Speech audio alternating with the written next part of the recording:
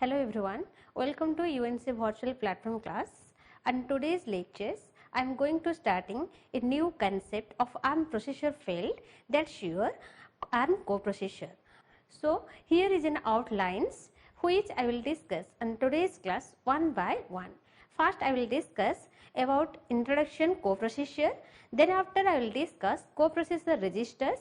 After that I will discuss coprocessor data operations, then after I will discuss coprocessor data transfer, and lastly I will discuss coprocessor register transfers. So now to start our initial concept, that's your introduction about coprocessor. So what is coprocessor? Coprocessors can be attached to the ARM processors. A coprocessor extends the processing features of a core by extending the instruction set or by providing configuration registers. That means here more than one coprocessor can be added to the ARM core via the coprocessor interface. That means here the ARM architecture supports one general mechanisms for facilitating extending all over the instruction set code for the help of another mechanisms, that's your coprocessors. So what is coprocessor? The coprocessor one term when that to be adding with the ARM architecture concept, after that the ARM instruction code we have to extend it on user code format. That means it is generally to be used for extending all over the existing code and a new format. In this case we have used the coprocessor instructions. But the main common use of the coprocessor, that is system coprocessor and the controlling the system chip, that is your function cache and memory management on ARM 720 processors. As we know, in case of ARM processor, whenever we have to executing any types of data elements, that to be provide some specific instructions through which that to be executed. For examples, in case of ARM processors, that to be provides only 6 types of data types, like your signed unsigned byte, signed unsigned words, signed unsigned half words. But if the programmer to be necessary for executing 32-bit code format or any randomized size code format, here the ARM processor cannot be executed in dynamical ways. But by using the coprocessor concept, it provides if the programmer to be necessary for adding in new instructions through which different size of words that to be controlling in dynamic ways at the time of executions, that to be possible. And another thing also, in case of ARM processor, as we know, in initial stage it provides only arithmetical calculations like your addition, subtractions and divisions, but it cannot be provides the multiplication mechanisms. But if the programmer to be necessary for performing multiplication mechanism in an efficient ways or any types of floating point manipulations, that to be very easiest ways possible by using your coprocessor concept. So that we have used the coprocessor for extending all over the ARM processor instruction code to executing our job in a convenient purpose. So now goes to our next concept. The next concept here, that's your coprocessor registers. That means in case of ARM processor, as we know, the ARM processor to be provides multiple number of instructions through which all over the different types of data to be executed in an efficient manner. Similarly, when the coprocessor hardware is to be joined with the ARM processor, here the coprocessor also to be provide some basic elements through which different types of user defined data to be executed in an efficient manner. So what is coprocessor register? Here the coprocessor registers to be provides its own private register for its own instructions. That means when the programmers to be created any types of coprocessor instructions and through which the programmer to be executed any types of data value, in this case the coprocessor to be provides its own private 16 registers like your ARM registers. But here all over the instruction register set that to be controlling through the help of ARM processors. Okay. Then another functionality in case of coprocessor registers that to be provides when that to be executed any types of data elements through these instructions. Here all over the data and its resultant outcomes to be stored in different locations. That means here operand to be stored in independent ways and also the resultant outcomes to be stored in an independent ways. So now goes to our next component of the coprocessor instructions. That's your coprocessor data operations. That means how all over the data that to be executed when we have used the coprocessor instruction. In general way, the coprocessor instructions to be executed any types of operands by using 3 address instruction field. 2 address for the operands and 1 address field for the resultant outcomes. And another functionality here, the coprocessor data operation to be provides for internally executing all over the coprocessor instructions, and also when it to be executed any types of floating point data manipulations, there is no conflict to be occurs in between your register to register manipulations. Okay, that means coprocessor data operation are completely internal to the coprocessor and cause a state change in the coprocessor registers.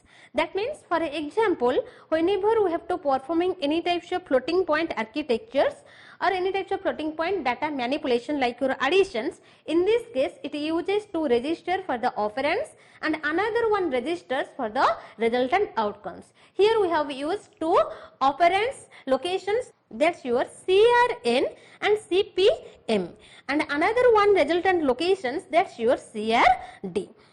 So here is a binary encoding structure of the coprocessor data operations that to be describes. Here the ARM offers these instructions to any coprocessor that may be present. If it is accepted by one of them, the ARM proceeds to the next instruction executions. If it is not accepted, then the ARM takes the undefined instruction trap, which may be used to implement a software emulation of the missing coprocessors. That means normally the coprocessor identified with the coprocessor number CPH. That means here the CP has to be specified how many coprocessor instructions we have to used. Then after it to be performing the operations as the instructions to be provided through the help of coprocessor 1 and coprocessor 2, that is your COP1 and COP2 fields using the source operands, that's your CRN and CRM. Okay, after that when the resultant outcomes to be produced, then it to be stored and locations, that's your CRD, that means the coprocessor register and destination locations. That means in single word it to be specifies here all over the operands and the resultant outcomes to be stored in an independent manner. Okay, so now goes to our next concept, that's your coprocessor data transfer. So what is coprocessor data transfer? As already I have to explain, it is to be similar as the ARM processor register functions. That means as the all over the ARM processor registers to be controlled by using your different instructions, similarly in case of coprocessor registers that to be privately controlled by its own instruction set. If the program ought to be necessary for performing any types of load and store mechanisms as similar of ARM processor, that to be also possible in case of load and store architectures. But as the coprocessor to be provides, we have to extending all over the data size, and also we have to creating new data types, and also we have to defining new types of instructions, so that whenever we have to flow all over the instructions from given register to memory locations, here all over the control word to be controlling by using the concept of coprocessor. That means in single word if we says here all over the load and store architectures to be controlled through the help of coprocessor, but the memory field to be allocated by the help of ARM processors. Here the ARM processor cannot be controlled how many words that to be transferring and how many data that to be holds. Okay, here is the encoding structure of the binary, here is the binary encoding structure of the coprocessor data transfer. Here it to be specifies the instruction is offered to any coprocessor which may be present. If none accept, it ARM takes the undefined instruction trap and may use software to emulate the coprocessor. Normally, here the coprocessor with coprocessor number, that should say P hash, if present, it will accept the instructions through which it to be performing our desired outcomes. After then, the address calculation takes place within the ARM using an ARM base register, that's your RN, and 8-bit immediate offset, which is scaled to a word offset by shifting it left 2 bit positions. Here, the addressing mode and the auto indexing are controlled in the same way as the ARM word and unsend byte transfer instructions. That means it defines the first transfer address, subsequent words are transferred to or from incrementing word addresses. Here, the data is supplied by or received into the coprocessor registers, that is your CRD, and with the number of word transferring being controlled by the coprocessor and the n bit selecting one of the two possible length. That means here the CRD locations, that show source and destination registers where the data to be provided, and the memory address to be calculated by one registers, that's your RN, and when all over the data that to be supplied an immediate mode, in this case it to be accept 8-bit data elements. Okay, so that's your structure of the coprocessor data transfer executions. So now goes to our next concept, that's your coprocessor register transfer. Here the coprocessor register transfer to be specified whenever we have to performing any types of interpretations that to be possible by swapping all over the data value elements from one register to another registers. Now the question arises, when the swapping concept to be used in between your register to register in case of coprocessor registers. In general way that to be used when any types of data value that to be converting one data type format to other data type format, in this case the coprocessor register transfer concept to be used. That means, for examples, suppose the programmer to be executed any types of floating data value through the help of coprocessor instructions. As we know, in initial case the ARM instructions cannot be support the floating point data manipulations. So that by using the coprocessor instructions we have to execute any types of floating data. But when they are to be providing their resultant outcomes and storage and future reference, in this case all over the data that to be transmitting on given coprocessor register location to ARM processors. So in this case, first the coprocessor to be interpreting all over the floating data and that to be stored on a given register locations. But when that to be required for transmitting to the ARM locations, so first in this case that to be transmitting all over the floating data on integer format into another registers, then after it to be transmitting all over the data value on ARM processors. That means in this case the floating data cannot be directly converted on one register to ARM processor memory locations. So that first it to be converting all over the floating data on coprocessor one register to another registers, then after when all over the data to be converted on integer format, then it to be transmitting on ARM processor locations. Okay, so that we have used in this case the register coprocessor register transfer concept. So here is an binary encoding structures through which all over the data elements that to be executed. That means here these instructions allows an integer generated in a coprocessor to be transferred directly into an ARM registers or the ARM condition code flag. Generally it to be typically uses when a floating point FLX operations which returns the integer to an ARM registers, and also that to be uses a floating point comparisons which returns the result of comparison directly to the ARM condition code flags where it can determine the control flow. And after that it also to be uses a float operations which takes an integer value from an ARM registers and sends it to the coprocessor where it is to be converted on floating point representations and placed in a coprocessor registers.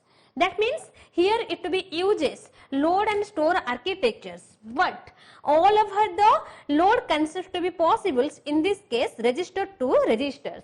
But when that to be storing all over the data value from coprocessor register to memory and locations, here that to be uses the store command. So that here we have to use one conditional flag, that's your L flag, and CRM that to be specifies the source operand codes, and the CP has to be specifies number of coprocessor instructions to be used in case of coprocessor register transfer.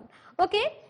That means in case of coprocessor register transfer, it to be provides whenever we have to require for converting any data type elements from one format to another format. That means the data type conversion that to be possible by using your coprocessor registers. But in case of ARM processor, there is no facilities for converting one data type elements on another format. That means suppose you have to execute any types of characters or string data elements, but at the time of executions you have to need the generated outcomes on the format of integer format, that can't be possible. But in case of coprocessor registers, that to be provides another functionality. If the programmer to be needed for converting all over the string and character types of data in integer format as like your ASCII code format, that to be possible in a very convenient ways. Okay. So, in today's lectures we have to learn what is coprocessor. That means the coprocessor one concept through which if the programmer or the user to be need for extending all over the ARM processor instruction set in an efficient way for executing a new job, that to be possible. And another facilities that to be provides whenever we have to creating any types of user defined instructions, here the coprocessor to be provides for creating its own private registers. That means at the time of data executions, it cannot be occupied or specified all over the registers in between your ARM processors. That means for the CPU throughput is much more whenever we have to adding the concept of coprocessors.